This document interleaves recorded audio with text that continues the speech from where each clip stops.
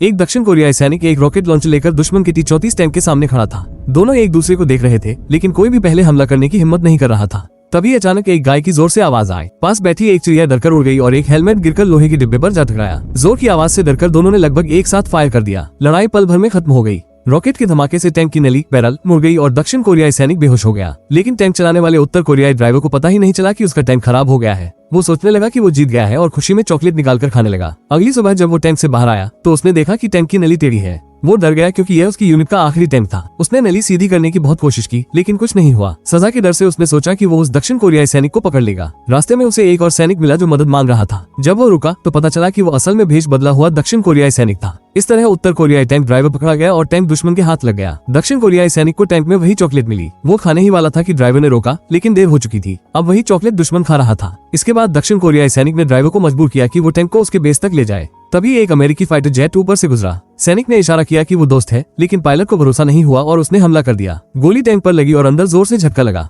उत्तर कोरियाई ड्राइवर ने पहचान लिया कि यही वही जेट है जिसने पहले उसकी यूनिट पर हमला किया था। उसने मशीन गन से फायर किया और जेट को नुकसान पहुंचा दिया। पायलट को इमरजेंसी लैंडिंग करनी पड़ी। ड्राइवर यही नहीं रुका, वो टैंक लेकर जेट को कुचलने दौड़ा। वो टैंक की नली से जेट पर वार करने लगा। इसी दौरान दक्षिण कोरियाई सैनिक एक पुरानी टूटी फूटी कार में पीछे पीछे आ रहा था। वो टैंक पर कूद गया, लेकिन टैंक बहुत तेज था और वो गिर पड़ा। वो ड्राइवर को चेतावनी देना चाहता था कि आगे टूटा हुआ पुल है, लेकिन बहुत देर हो चुकी थी। जेट पुल से नीचे गिर गया। सौभाग्य से टैंक ड्राइवर समय पर ब्रेक लगा पाया और किनारे पर रुक गया। इतनी सारी घटनाओं के बाद दोनों सैनिकों ने अपनी दुश्मनी छोड़ दी और अलग अलग रास्तों पर चले गए।